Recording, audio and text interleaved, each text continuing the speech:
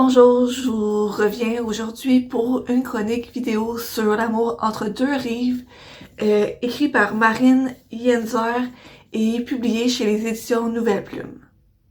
Donc, Amy va accepter une offre d'aller rénover une vieille maison en Bretagne. C'est tout ce qu'elle avait besoin de partir de chez elle et de voir un peu du pays pour réfléchir un peu à son futur. Et elle se rend rapidement compte pourquoi il y a personne qui a vraiment réussi à finir la rénovation totale de la maison. Dans le fond, c'est parce que le fantôme de Will habite encore dans cette maison-là et à chaque fois, il chasse un peu les habitants qui y habitent. Mais là, la relation avec Amy va être différente. Les deux vont peu à peu apprendre à se connaître et Amy va tout tenter pour aider Will à trouver une meilleure vie. Ça a été un gros coup de cœur pour moi. Je trouve que l'histoire se passe super bien. L'évolution dans la relation entre Will et Amy, mais ça se fait pas trop rapidement. L'auteur leur laisse un peu de temps à s'apprivoiser puis à se connaître. Et je trouve que ça leur a apporté beaucoup à l'histoire.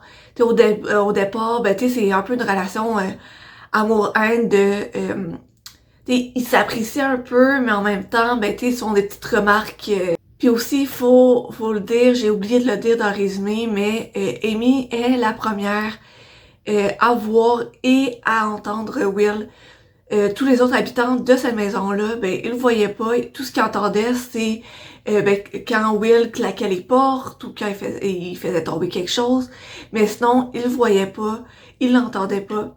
Et Amy est la première personne avec qui Will a pu parler en 50 ans.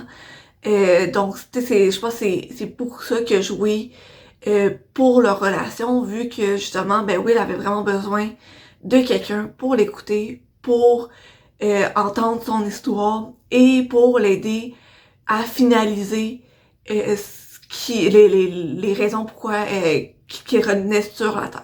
Donc ça a vraiment été une histoire vraiment légère, vraiment facile à lire. Tu sais, c'est quand même un bon petit roman, mais je l'ai lu en 2 jours. C'est vraiment une lecture facile à faire parce que l'action se passe vraiment fluidement. Donc c'est vraiment une lecture que je vous conseille. Et sur ce, je vous souhaite une belle journée et une belle semaine. À la prochaine!